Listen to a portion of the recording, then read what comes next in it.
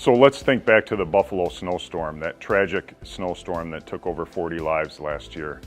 That impacted a wide area of the community, and they had very little notice. They didn't have time to take 3 weeks or a month to establish an operations center. What we're proposing is getting a permanent facility in place that does this on a day-to-day basis.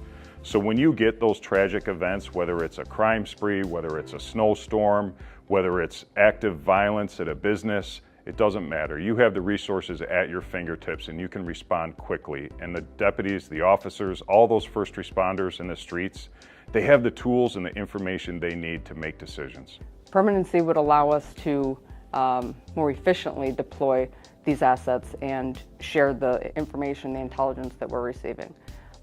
There's a significant delay involved in trying to get all of the various players in a given situation or response all on the same page in the same location. All of this can be in place and these resources would be at our fingertips immediately. That's the real-time part of an operations center, is we're talking about immediate availability of these resources. This is not a new concept.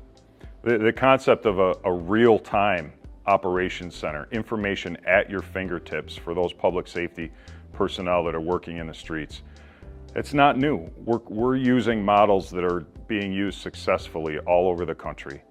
We've done the research, we've talked to them, we've learned those lessons that they've gone through when they roll out a process like this. And one of the most important things that we learned, how valuable the participation of the public is. The sharing between law enforcement, sharing of information between law enforcement and the public sharing information with us. That's one of the biggest benefits of this operations center, is the ability to have someone dedicated to focusing on bridging that gap, sharing the information between the public and law enforcement, and then putting it to use to keep people safe.